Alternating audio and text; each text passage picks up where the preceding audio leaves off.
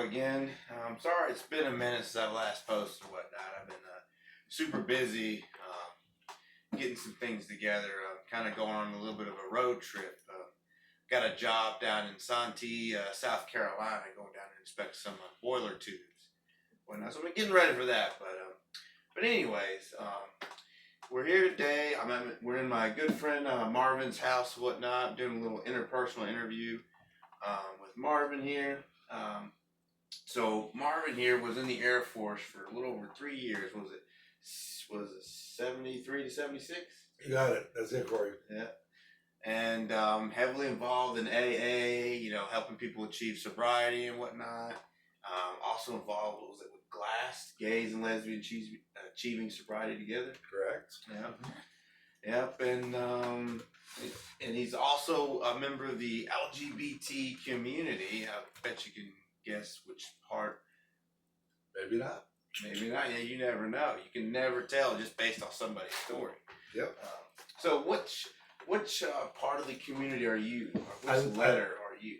I am G as in gay, because I am gay. I've been gay all my life, so. Yep.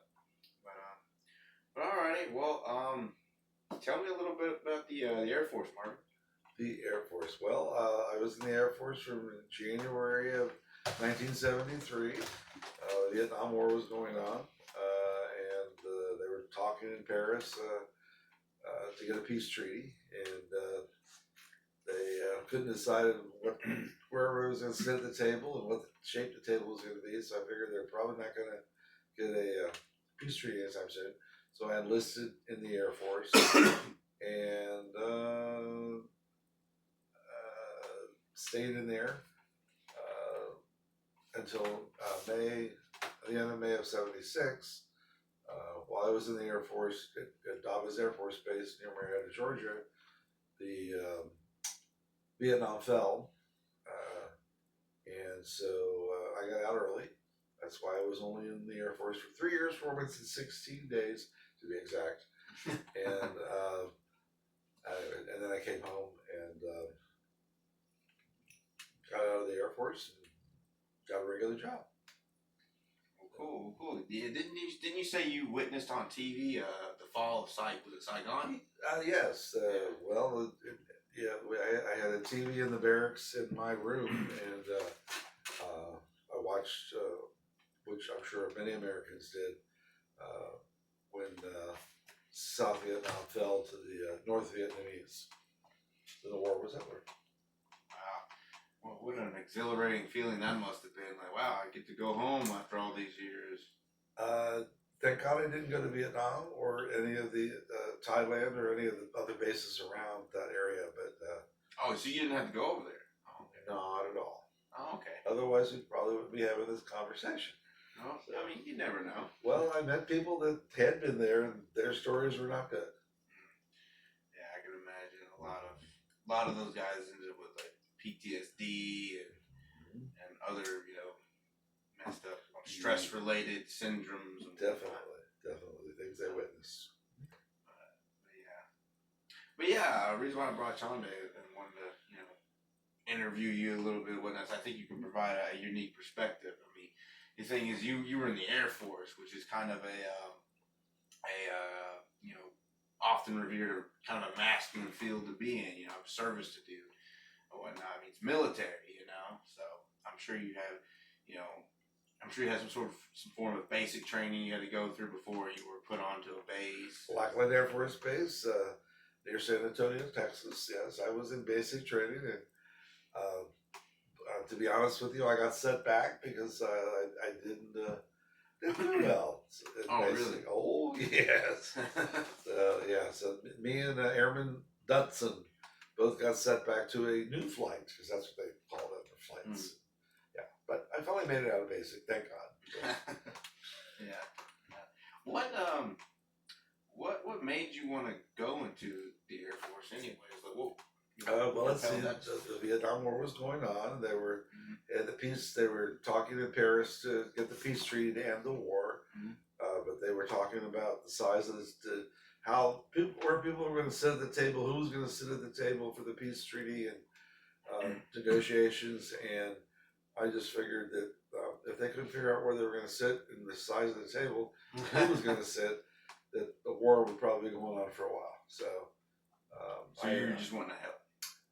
well, I just knew that the lottery those days, I was under I would have been under the lottery system, and so yeah, I just right. went ahead Draft.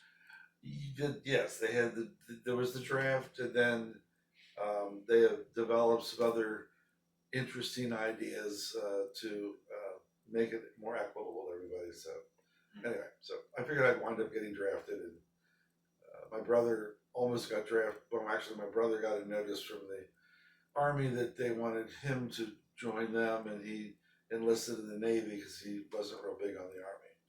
So my brother was in the Navy for his stint. So. Oh, okay. All right, cool. My dad was in World War II. He was in the Army. So, oh, yeah. Yeah. As was my Uncle Smokey and Uncle Carol. They all served in World War II together. Yeah. Did you like to call it WW2? That WW2, that's right. Sure enough. Yeah. But yeah, back in those days, they had that, what was it, that don't ask, don't tell policy? Actually, in my days, they did not have that don't ask, don't tell policy. They just, oh, really? Yeah, they would just, they would separate you with a dishonorable discharge. They would kick you out. Yeah, well, for being in the LGBT community, for just being gay in the military or lesbian, yes. So wow. yeah. Wow. The times were different. Yeah. Times have changed, thank God. So yeah, I'm sure you've seen quite a bit of change from community in the community then to what it is today and whatnot. So definitely. All positive or some negative? Or? A mix, depending. Yeah, it's a mix, depending. But it definitely has moved in the. It's moved forward in a positive direction over a period of time. Yeah. I mean, if you had told me back in the 70s when I came out, 78, 79, came out of the closet finally, and told my family that I was gay. I forget where I was going with that. Sorry. It's all good. It was a big difference. If you would have told me back in 78 that I could marry a man that I was in love with today, I would have said you're nuts. I mean, it's like, so it's huge. We have come a very far leaps way. and bounds, light years actually, when it comes to accepting people as they are. Yeah. So. Yeah. So talking about that, the trans community. What back then? Try to get in your old mindset back then. What did you know of transgender individuals back then? If you can remember. I knew people that were transgender back then, and it wasn't a big deal. I mean, it was just. To you, it wasn't a big deal to you. To me, it was not. Yeah. Some people it definitely was. Yeah. There were definitely people who did not like gay people. They did not like transgender. They just didn't. They hated us. To be honest. Yeah. Just because we were different. Yeah. So. Yeah. It's a crying shame to hate somebody just because they're different. Well, it truly is, because but the different people in life, makes life interesting and can also come up with great and brilliant inventions. Well, there you go. Albert Einstein, he was different. You know what I mean? Well, Nikola Tesla. Well, don't forget the person that developed that broke the Nazi Enigma codes was gay. Really? I didn't know that. Well, they did a movie on it, so yeah. Oh, wow. Yeah, you should watch it.